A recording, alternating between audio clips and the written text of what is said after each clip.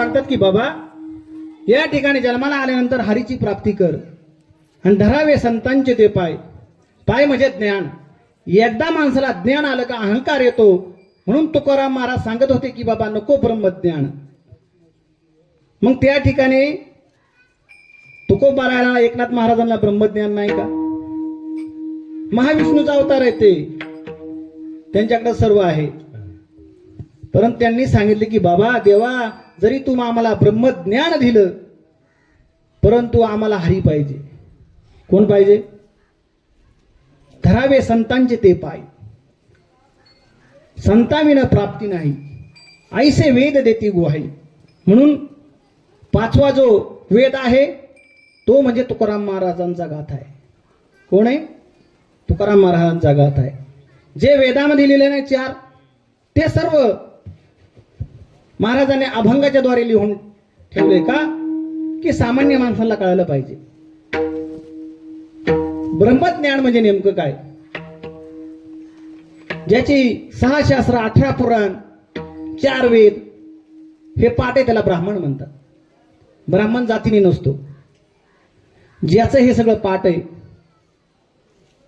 ब्रह्म जाणाती म्हणजे ज्यांना ब्रह्म कळतोय ना, ज्यांना ब्रह्मज्ञान आहे ना ते ब्राह्मण. ज्यांचं काही नाही ना ब्रह्मज्ञान पाठ काहीच नाही ना ते ब्राह्मण नाही. नको ब्रह्मज्ञान. मग या ठिकाणी सांगितले की बाबा तुम्हाला जर हरीची प्राप्ती पाहिजे तर नेमकं काय केलं पाहिजे की बाबा त्या संतांचे पाय धरले पाहिजे. आणि मग संतांचे पाय धरल्यावर नेमकं काय होईल? तर कोणी कोणी पाय धरले संतांचे आणि त्यांचा मोक्ष झाला? पहिल्या क्रमांकाचा भक्त आहे तो म्हणजे वाल्मिक ऋषी वाल्ल्या कोळी. कोळीयाची कीर्ती वाढली घण आणि केले रामायण रामाआधी. भविष्यामध्ये जाऊन काय केलं? नारद मुनी भेटले. त्यांनी ज्ञानाचे शब्द 4 त्या वाल्ह्या कोळ्याला सांगितलं की बाबा तू हे पाप करू नको, लोकांना मारू नको, तू असं असं कर. काय सांगितलं त्या संतांनी? हा मार्ग सांगितला. मग त्यांनी सांगितलं की बाबा माझा उद्धार कधी होईल? शालिग्राम माहिती का तुम्हाला? शालिग्राम म्हणजे काळा कुळकुळी दगड असतो. त्याला विष्णू भगवान म्हणतात. तो ब्राह्मणांगड असायचा. आणि तो वाल्मिक ऋषी काय करता वाल्ल्या कोळी हा काय हिराच आहे का काय त्याला वाटायचं. तो त्या ब्राह्मणांना मारायचा. त्यामुळे ब्राह्मण कमी झाले. आणि असे 7 रांजण भरून ठेवले. एवढं आपण पाप केलेलं नाही. मग त्या ठिकाणी एक क्षणाची संत संगत त्या वाल्ल्या कोळ्याला मिळाली आणि केले रामायण रामाआधी. काय झालं? 300 वर्षे अगोदर रामायण लिहिलं. कुणी? त्या वाल्ल्या कोळ्यानी. का? नारदांच्या वचनावर त्यांनी विश्वास ठेवला आणि सांगितलं का 12 वर्षे तप करीत बावळ्यापणा करू नको नाही तर उठून जाशील. त्याला राम पण म्हणता येत नव्हतं. काय? मरा. मग 2दा मरा म्हणला का एकदा राम तयार व्हायचा. असा राम राम म्हणत त्याच्या अंगावर वारुळ चढलं आणि त्या ठिकाणी नारद मुनी आले. आणि मग आपण म्हणतो ना पायी ह्या शब्दाचा काय अर्थ आहे?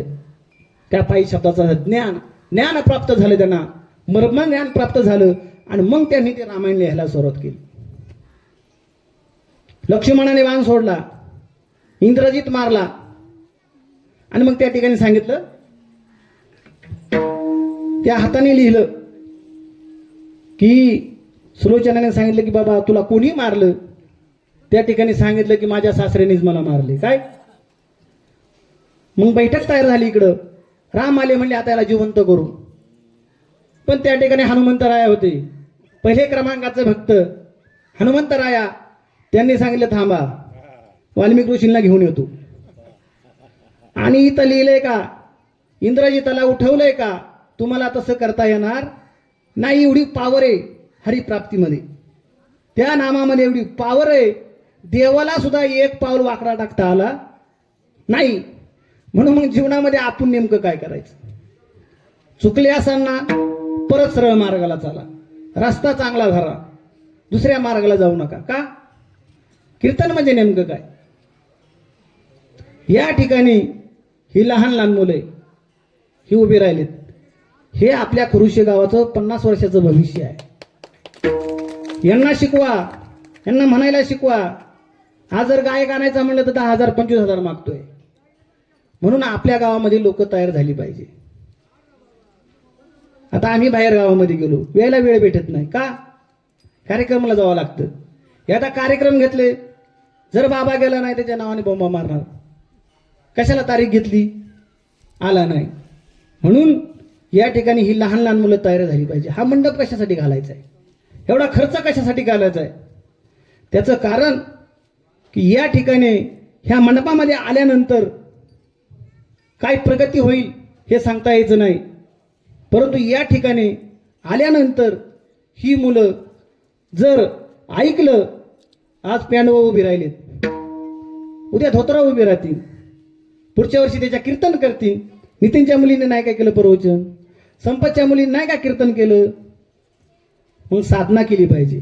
ते इथं आल्यानंतर त्यांना हुसकून देऊ नका.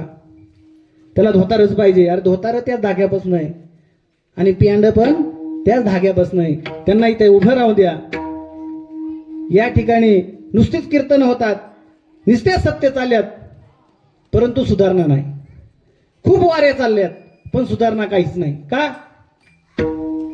त्याचं कारण आपण जातीपातीच्या पुढे जायला तयार नाही.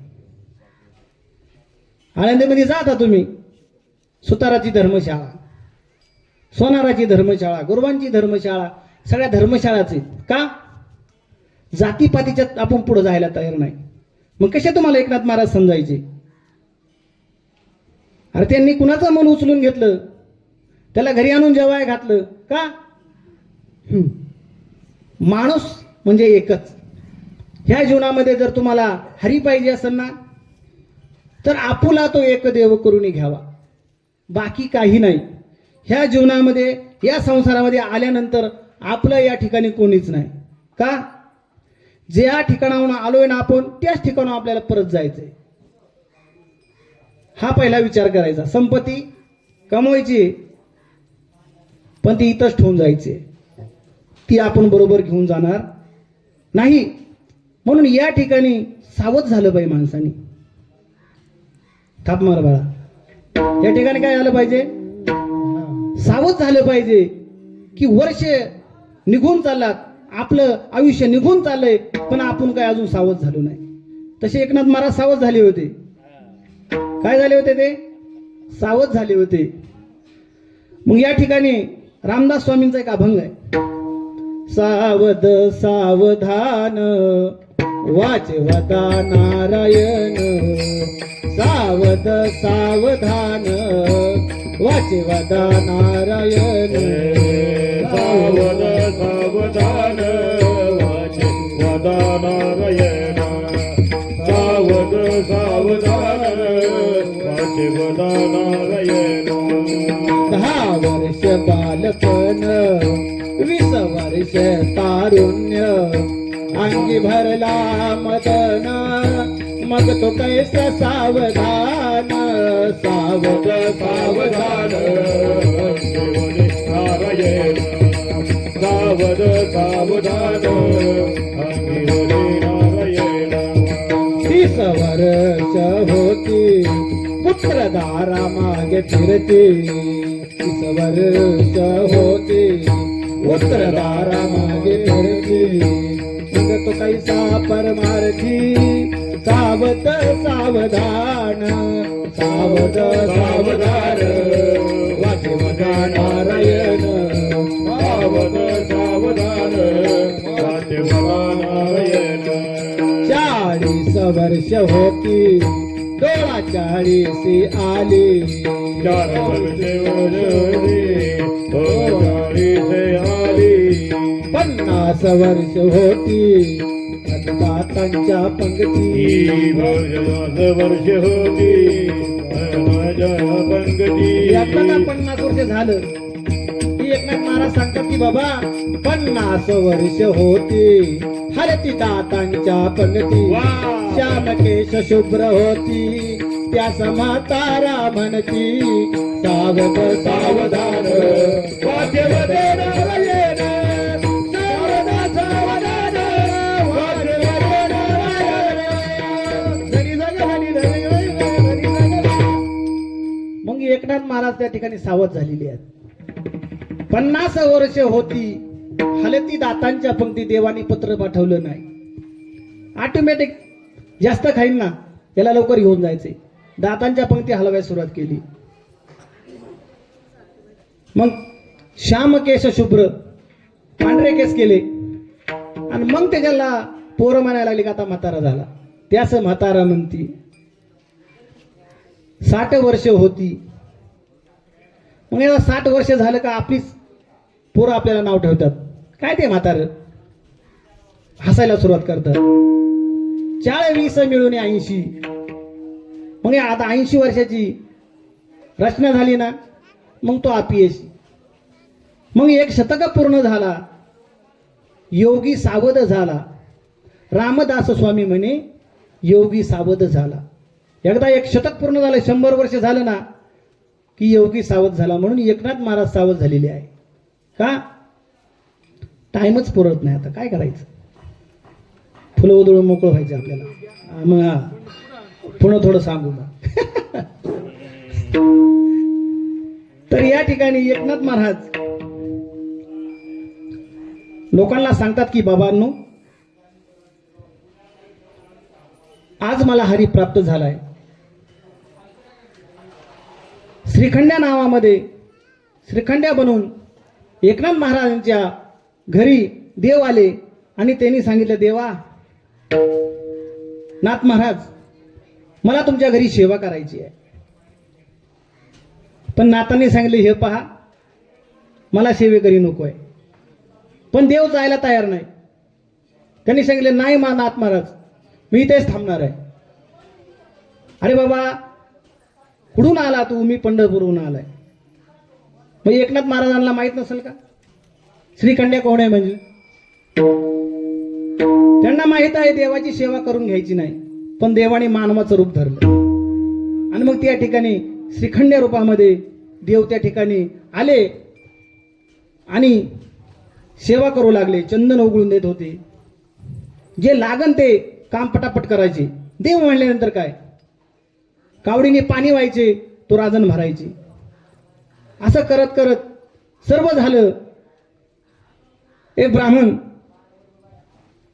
त्यांनी पंढरपूरमध्ये रुक्मिणी आईला म्हणले की बाबा, देव नेमकी कोठे गेलेत? आणि त्या ठिकाणी त्या मातेने सांगितलं रुक्मिणीनी की देव एकनाथाच्या घरी श्रीखंड्या म्हणून ह्या नावाने राहतात. तुम्ही तिथे जा, तिथे ते तुम्हाला देवाचं दर्शन होईल. आणि मग त्या ठिकाणी ते ग्रस्त गेले तिथे आणि दरवाजातच देव त्यांना भेटले. म्हणले, एकनाथ महाराजांचं घर कोणतं? म्हणले, हेच. तुम्ही कशासाठी आले? म्हणले, या ठिकाणी श्रीखंड्या नावाचा एक व्यक्ती राहतोय, मला त्यांना भेटायचं आहे. देवाने ओळखलं की हा आपल्याला भेटायसाठी आलाय. आणि मग त्या ठिकाणी देवाने नदीवर गेले, गुप्त झाले. आणि मग त्या ठिकाणी त्या ब्राह्मणाने सांगितलं की बाबा, तुमच्याकडे 36 वर्ष झालंय देव राबतोय, तो श्रीखंड्या रूपामध्ये तो कुठं गेला? आणि मग नाथ रडायला लागली, डोळ्यातून अश्रू धारवा. आणि मग नाथांनी त्यांना वंदन केलं का देवा मला भेट दे, हरिप्राप्ती शिवपाय धरावे संतांची ते पाय. आणि मग त्या ठिकाणी गजर केला आणि देवांना प्राप्त. म्हणजे मी डोकं या ठिकाणी फोडून आणि माझा देहत्याग करीन. आणि मग त्या ठिकाणी देवाने त्या श्रीखंडाच्या रूपामध्ये त्यांना दर्शन दिलं आणि त्या ठिकाणी ते निघून गेले. असं करत करत असताना त्या ठिकाणी नाथ महाराज म्हणले की बाबा, खरोशी आणि धामणगाव त्यांचा ग्रंथ लिहायचा लागला रामायण. आणि मग त्या ठिकाणी सांगितलं आता माझी जाण्याची वेळ झाली. मग काय करावं की म्हणले, हे रामायण कोण लिहीन? मग त्या ठिकाणी संतांची कृपा सोपं आहे. आणि मग त्या ठिकाणी त्यांनी सांगितलं की हे पहा, जो धामणगावचा माणूस आहे ना, गावबा, तो कशासाठी माझ्याकडे आलाय? पोळी खाण्यासाठी. काय करायसाठी आलता तो? फक्त त्याला गोड आवडायचं. ज्याचे इथे पोळ्या तिथं जाऊन तो राहायचा आणि खायचा आणि तिथंच थांबायचा. पण नाथ महाराजांनी सांगितलं, हे पहा, कोण लिहीन हे अर्धवट रामायण कोण लिहीन? आणि मग त्या ठिकाणी सांगितलं की माझा गावबा लिहीन. आणि गावबाला बोलवलं आणि जसा डोक्यावर हात ठेवला, आता जर तुमचं आता तुम्ही तर उभेत ना पोर, तुमच्या जर मोबाईलचं नेट संपलं काय करता तुम्ही? हॉटस्पॉट घेता का नाही? तसं एकनाथ महाराजांनी हॉटस्पॉट दिलं त्याला, त्याच्या डोक्यावर हात ठेवला, तसा तो ज्ञानी झाला आणि लिहायला सुरुवात केली. मग एकनाथ महाराज कुठं थांबले आणि गावोबा कुठून लिहायला सुरुवात केली हे काही कळालं नाही, म्हणून संतांकडे जायचं. आणि मग त्या ठिकाणी मग एकनाथ महाराज म्हणले की आता मला जावं लागेल. मग त्यांनी सांगितलं आता मधलं कट. त्यांना 4 माणसं घेऊन गेली, भावकी वगैरे ते सांगायचं नाही. त्यांनी सांगितलं हे पहा, आज एकनाथ षष्ठी, ज्याप्रमाणे माझे गुरु एकनाथ षष्ठीला देह ठेवला, मला सुद्धा एकनाथ षष्ठीला त्यांनी आशीर्वाद दिला. मग असं करा म्हणले, नदीच्या कडेला मंडप घाला. आणि मग त्या ठिकाणी मंडप घातला आणि म्हणले तिथं आपण भजन कीर्तन करू. आणि चला, एकनाथ महाराज पहिले मरण्यासाठी गेले होते, देह ठेवण्यासाठी गेले होते, परंतु भावकी म्हणली की आमच्याच खांद्यावर चालला, खाली उतरली. एक बाई चालली होती माहेरा, ती म्हणला याला आजच टाइम भेटला का, उतरले खाली. ते म्हणले आता नाही जायचं, मी माझ्या स्वतः पायाने चालत जातो. आणि मग त्यांना कोणाला सांगितलं, लोकांना आनंद झाला की बाबा या ठिकाणी एकनाथ महाराज आता काय जाणार नाही. मग गोदावरीच्या तीरावर गेले आणि त्या ठिकाणी कीर्तन चालू झालं. आणि कीर्तन चालू झालं असताना कीर्तन संपलं आणि हरिनामाचा गजर, एकनाथ महाराज पाण्यामध्ये उतरले. फुलं दिले ना सगळ्यांना. त्या ठिकाणी एकनाथ महाराज पाण्यामध्ये उतरले आणि त्या ठिकाणी गुडघ्या इतक्या पाण्यात गेले, कमरे इतक्याच्या पाण्यात गेले. आणि त्यांनी त्या ठिकाणी तो विना वरच्यावर सोडून दिला आणि त्यांनी जलसमाधी घेतली. एकनाथ महामंडळी कवरदा हरी विठ्ठल श्री पंढरीनाथ भगवान की जय. भानुदास एकनाथ, भानुदास एकनाथ, भानुदास एकनाथ, भानुदास एकनाथ, भानुदास एकनाथ, भानुदास एकनाथ,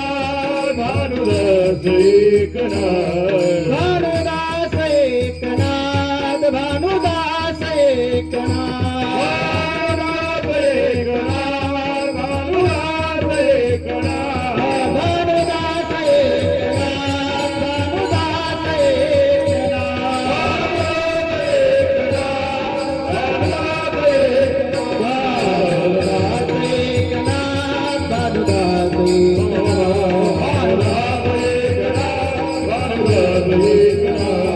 भानुदास एकनाथ, भानुदास एकनाथ,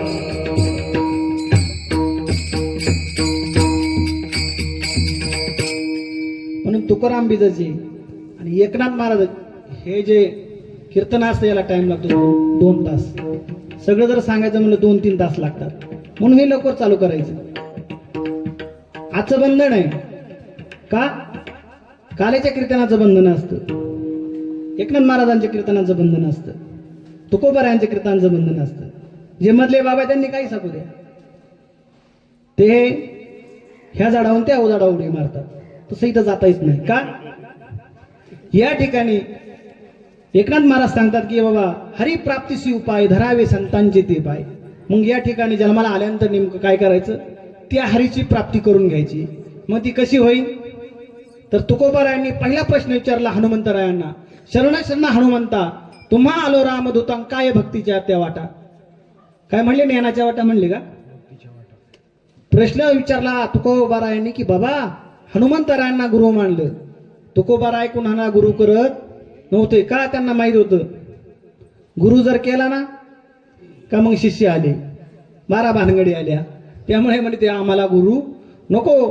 पण देवाला काळजी पडली की बाबा स्वप्नामध्ये उपदेश केला, मग सोपा मंत्र दिला रामकृष्ण हरी. त्यांचा मंत्र काय होता, ओम नमो भगवते वासुदेवाय. तो मंत्र नाही दिला. जो तुकोबारायांना मंत्र आवडतो ना तो दिला. का, ही संतांची ताकद आहे. म्हणून या ठिकाणी हरिप्राप्तीशी उपाय धरावे संतांचे ते पाय. हनुमंतरायांना तुकोबारायांनी मार्ग विचारला काय भक्तीच्या त्या वाटा. आणि मग भक्तीच्या जर वाटा कोणाला विचारल्या, त्या हनुमंतराया पहिल्या क्रमांकाचे भक्त आहे संत. म्हणून हनुमंतरायांना विचारला की बाबा आणि मग एकनाथ महाराज सांगतात ते हरिप्राप्तीशी उपाय धरावे संतांचे देवा. एवढंच आपल्याला पाहिजे, आता पुढे जायचं नाही.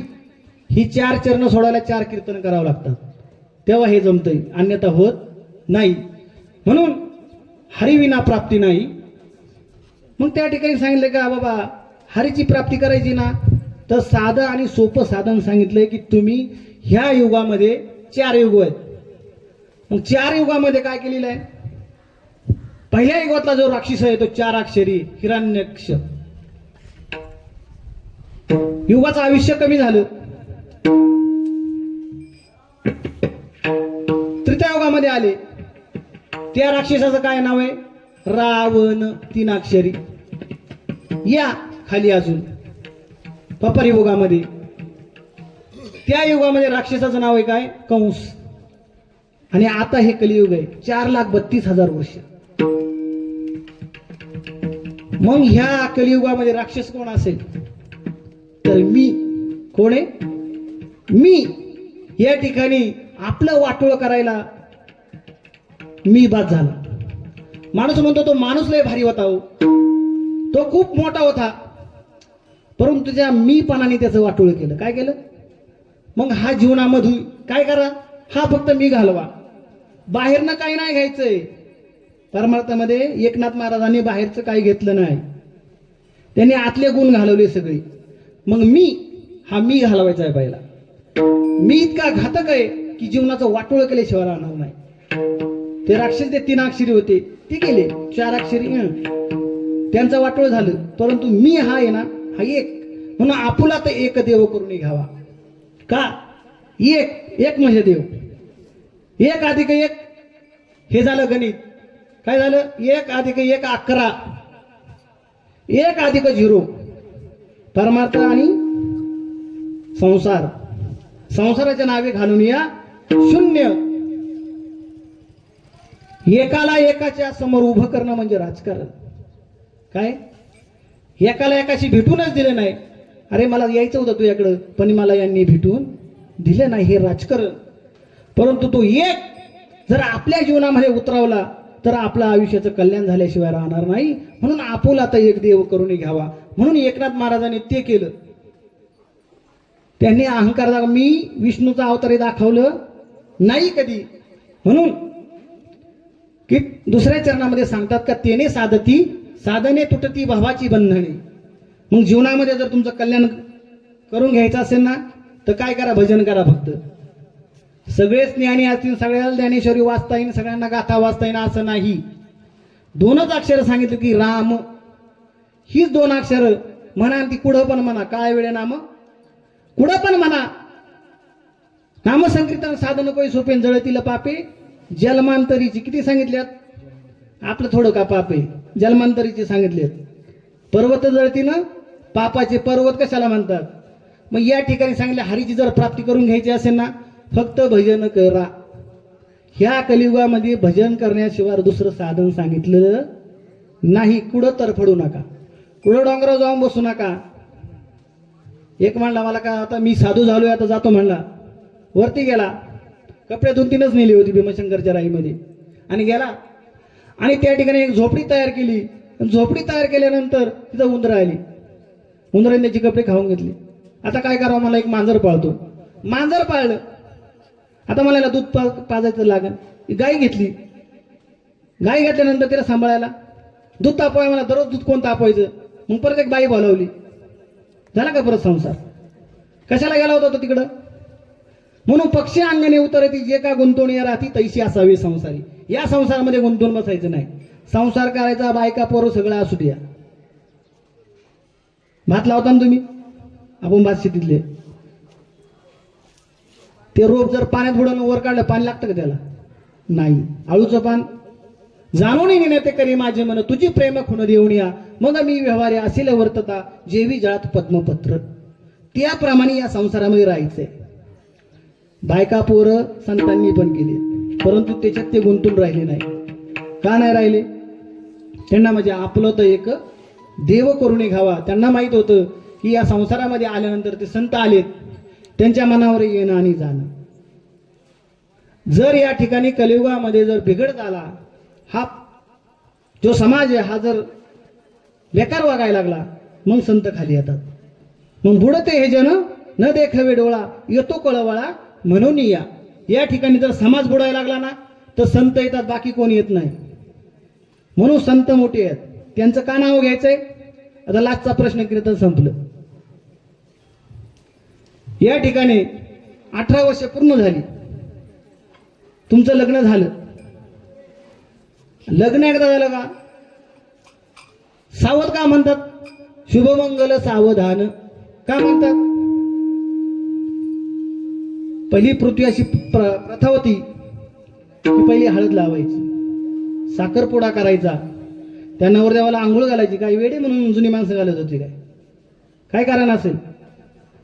त्या ठिकाणी पाहायचं, पहिला नवरदेव आणल्यानंतर त्याला आंघोळ घालायची आणि मग हळद लावायची त्याला उघड्या कपड्या. का? याला कोडं फुटलंय का? हा पांगळा आहे का? याची बरगडी कामातून गेली का? याला काय रोग आहे? हे पहिली लोक पाहिजे. फुकाट हे करत नाही, ध्यानात ठेवायचं. आणि मग त्या ठिकाणी त्याला चेकिंग करायची, बाया माणसं त्याला हात लावून पाहायची, याचं शरीर बाद आहे का? काय नेमकी झालं याला? चान्स आहे अजून लग्न मोडायला. काय म्हणायचे ते? अजून चान्स आहे. हळद लावायची, त्याला इकडे तिकडे फिरवायची आणि मग त्या ठिकाणी लास्टच्या टायमाला घोड्यावर बसवायची आणि आणायची. ही अंधश्रद्धा नाही. त्या ठिकाणी त्या नवरदेवाचं सरळ शरीर पाहायचं. परत मग भूते वेताळ नाचती. एकदा डीजे लागला का मग ती भूत वेताळ नाचायला सुरुवात करतात. मग पाहायचं याचे मित्रमंडळी कशी आहेत. अजूनही मोडायला टाइम आहे, अजून आपली नवरी. मग त्याला गेट वगा उभं करून ठेवतात. आपल्याला जर पटलं नाही तर नवरीच न्यायची नाही, तू का घरी जा. का? त्याचं कारण हे. म्हणून जुनी लोक येडी नव्हती, तर त्याचं कारण होतं की बाबा या ठिकाणी सावध व्हायला सांगितलंय, म्हणून सावध व्हा. आणि मग त्या ठिकाणी हरिप्राप्तीची उपाय धरावे संतांचे ते पाय. एकदा संतांचं पाय धरलं ना तुमचं कल्याण झाल्याशिवाय राहणार नाही. मग एखादा म्हणे मी लय ज्ञानी आहे, मला लय खूप येतंय, मग कशाला त्या संतांकडे जाऊ? पण तिसऱ्या चरणामध्ये महाराज सांगतात की बाबा हरिप्राप्तीशी उपाय धरावे संतांचे ते पाय, संताविना प्राप्ती नाही. मग जर वेद सांगतात जर संताविना प्राप्ती नाही तर आपण कोण आहे? आपण कोणत्या झाडाचा पाला आहे? मग असं एकनाथ महाराज सांगतात की बाबा जर संत सांगतात ना ऐसे वेद देती गुहाई, ते वेद सांगतात की संतांची तुम्ही प्राप्ती करा. आणि मग शेवटच्या चरणामध्ये महाराज सांगतात की बाबा संतोष भैरवी की बाबा एका जनार्दनी संत, एका जनार्दनी संत, एका जनार्दनी संत, एका जनार्दनी संत, एका जनार्दनी संत, एका जनार्दनी संत, एका जनार्दनी संत,